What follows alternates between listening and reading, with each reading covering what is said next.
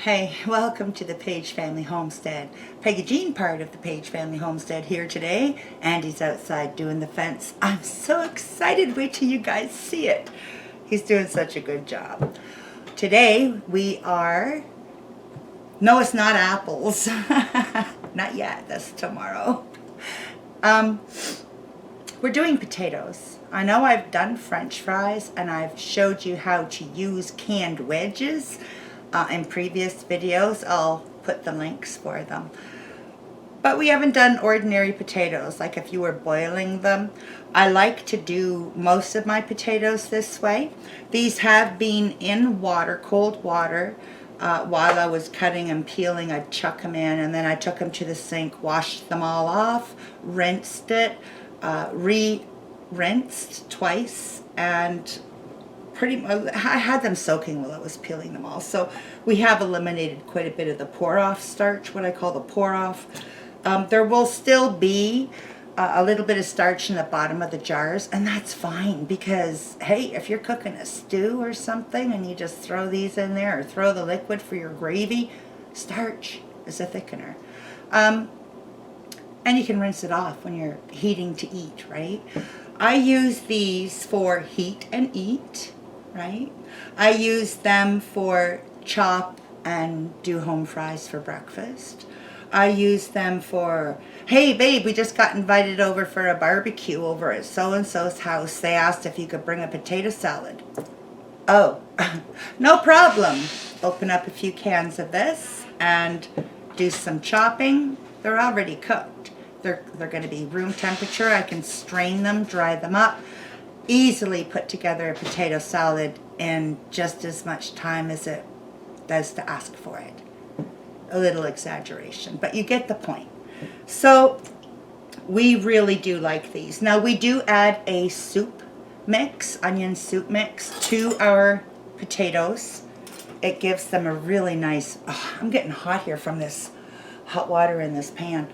It gives a nice flavor of roasting potatoes. So I'm going to do some of them with that, but some of them I don't want that roasted taste, right? So I'm going to do 1 tablespoon in my wide mouth pint.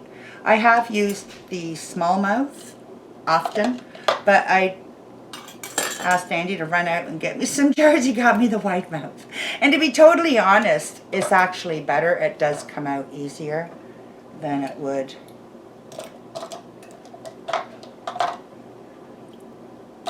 Like magic, I have it. Okay, so these aren't going in very nice. I want more in there than this. Gotta pack them down. Oh, you saw me put the liquid in and then my powder. You don't have to. I just find it makes it distribute throughout the jar just a little bit better, and it makes it easier for debubbling. Here we go.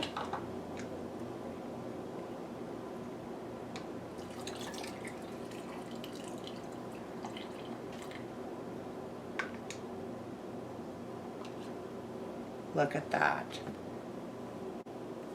There we go. 1 inch head space. Now for the pints, I'm going to process them for 35 minutes. Debubble. Make sure you have a clean rag or paper towel. Vinegar. Wipe the rim of our jar. Get your lid. I have mine in warm water just to help gum them up. It's not necessary for pressure canning. Finger tight. Set aside. Next, we'll do 1 more, maybe 2. Add a little bit of water.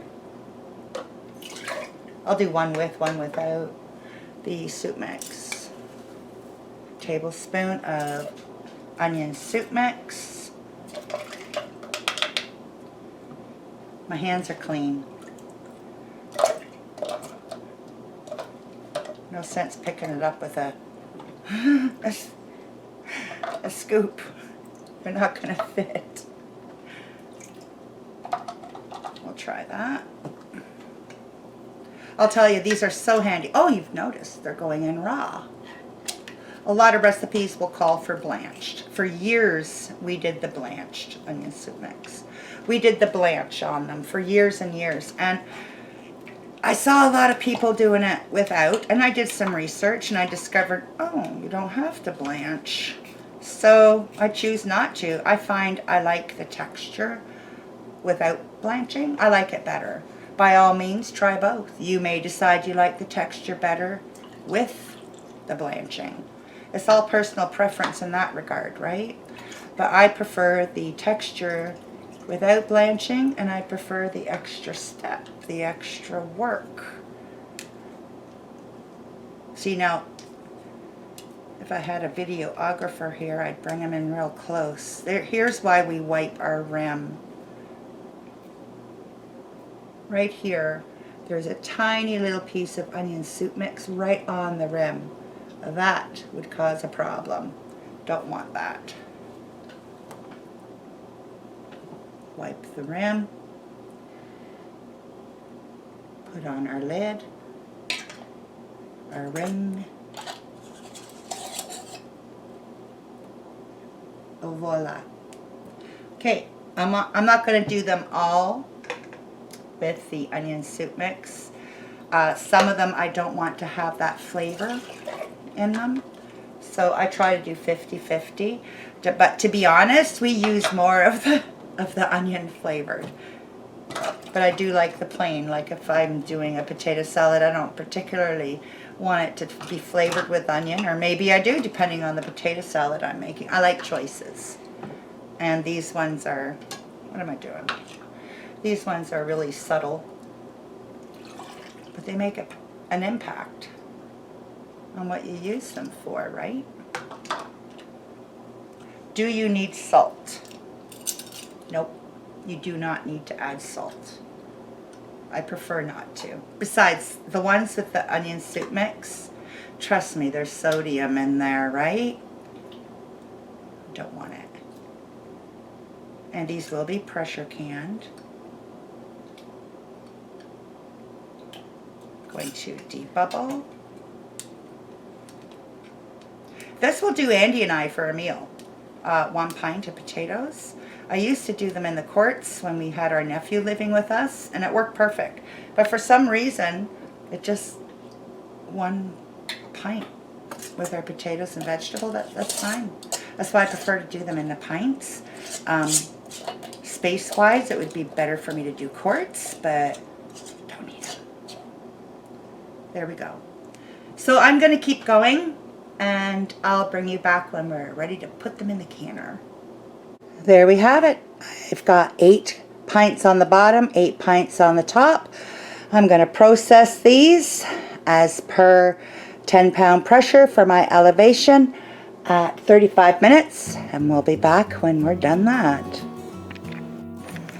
Okay, so I did allow 10 minutes of steady steam, and when the buzzer went off, I put my 10-pound weight as per my elevation, and when it goes, I'll set my timer for 40 and we'll be back. There we go. Set the timer for 35 minutes. Back at ya. Buzzer's gone off. Just going to turn off my heat, and we're just going to let it sit and come down on its own terms. There we have it. 16 pints. 8 of them roasted potato and 8 of them regular potato. And now this video is headed over to #Let'sCan over with Morris Pacha Heaven Homestead with her #Let'sCan playlist. I'm going to leave a little iCard for it and a description, or a URL in the description of the video. So like 1 jar is going to feed 2 people, guys, and it's going to make my prep time for meals so easy.